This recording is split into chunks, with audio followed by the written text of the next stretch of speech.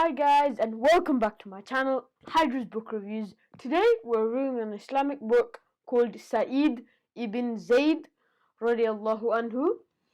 Sa'id ibn Zayd is one of the 10 10 of the companions who are promised to go to paradise by none other than Prophet Muhammad sallallahu alaihi wasallam.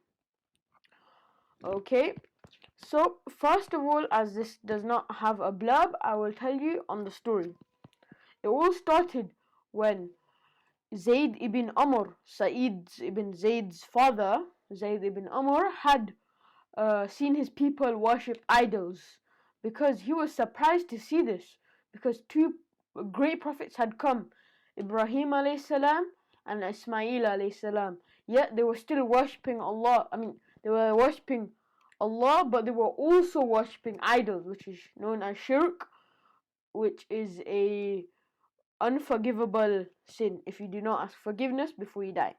So the truth was that Shaitan had whispered to them that worshipping idols would make them closer to Allah, which is a total lie. So the Zayd ibn Amr had wondered why they didn't directly pray to the God, and decided to go on the right path and not follow the people of Mecca. And also in that time they had a custom where it was shameful and a dishonor to have a baby girl. So he decided to foster all those girls and take them as his own children. As Islam came, they totally banned this, and soon girls, daughters and sisters became jewels of the family. So because of his actions taking in daughters and sisters and little baby girls and criticizing their idolizing ways, he was abused and mocked by the people of Makkah, and he was even kicked out by one of his relatives.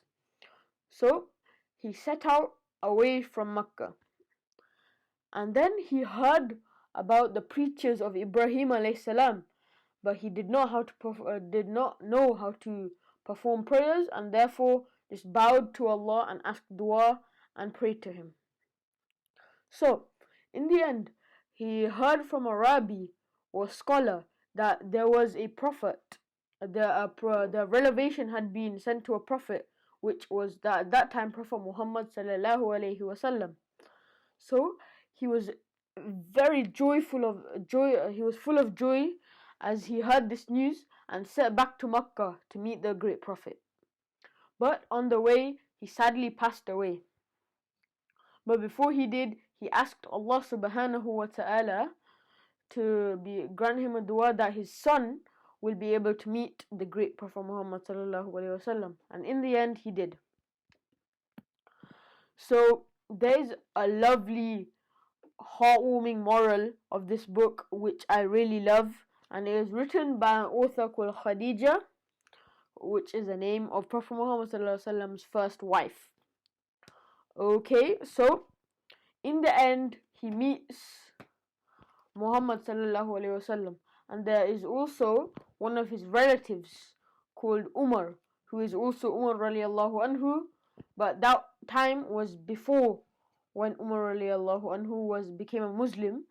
It also highlights this in this book about the story of Umar radiallahu anhu. So it started, he became upset of all the fights and preachers that had came to his family because of all the Islamic preachers. The families were arguing because some people decided to accept Islam, and so their families were outrageous, and so because of all this disruption due to the preachers from Muhammad sallallahu alaihi wasallam, Umar radiallahu anhu, before he had become a Muslim, decided to go out and kill Muhammad sallallahu alaihi wasallam. While he was going to kill him, a man saw him, and who he had secretly converted to Islam, and asked Umar, "Oh Umar, where are you going with the sword?" He said, "I am going to kill Muhammad sallallahu alaihi wasallam." But this clever Muslim decided to gain some time for Muhammad sallallahu alaihi wasallam so he could warn. So he said, why don't you deal with your family first? So Umar went to his sister's house and overheard them reciting the Quran. He angrily barged in and said, I have heard these rumors that you have been accepting Islam. And he was very angry and tried to punch his brother-in-law. And also, his sister was um, Sa'id ibn Zayd's wife. So as he was about to punch his brother-in-law, his sister Fatima intervened and she had got hit instead. And they were furious and they stood up and they said, yes, we have embraced Islam. Do as you please with us. And then when he saw his courage, their courage and their pride, his soft heartened, and as he saw that his sister was wounded, and he said, oh, please show me that the verse that you have been reciting of the Quran. And when he had seen it and read it, it was so heartwarming and calming for him. He understood it so well. It was Surah Taha, that he said, this cannot be written by a human. Therefore, I accept Islam. Let me go see Prophet Muhammad sallallahu alaihi wasallam. When he arrived, the Prophet's close companions were already there to defend him. But as he entered, he said the Shahada, La ilaha illallah Muhammadur Rasulullah. There is no God, no God worthy of worship except Allah, and the Prophet Muhammad is his messenger. And this was one of the greatest accomplishments for Prophet Muhammad sallallahu alaihi wasallam, as Umar would turn out to be one of the 10 companions that had been promised paradise, and the second great Khalifa after Prophet Muhammad sallallahu alaihi wasallam died. And this was all due to Sa'id ibn Zayd. So also Sa'id ibn Zayd, after Prophet Muhammad sallallahu alaihi wasallam had died, he had been granted by the Khalifa to be a great governor, rich and powerful, in the biggest popular city called Damascus at that time. But he did not want the riches, and he did not want the pleasures of being rich and respected. He wanted to have a simple life, help his brothers and sisters and his local community. So he sent a letter to the Khalifa at that time and said, I do not wish to abandon my subjects, but I want you to replace me so I can help and have a simple life. And there was a beautiful moral in this story, saying that a person as a Muslim does not need to be rich and extremely respected and to go to paradise. Simple people who help their siblings and their local community can also go to paradise, because it has been said in this. Sa'id ibn Zayd, Zayd ibn Amr's father, had died before he went. He was not a rich nor wealthy or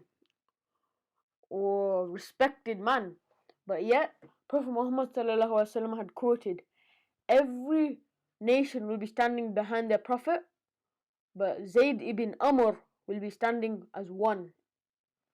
So, and also they say that Sa'id ibn Zayd, who had lived an apparently simple life, would be above all the majority of people in the heavens on the day of resurrection, the day of judgment, and he will be above all and will be one of the most elite, and therefore says you do not have to be rich and respected to be one of the best people and to go into the seventh heavens. So that is it for the review.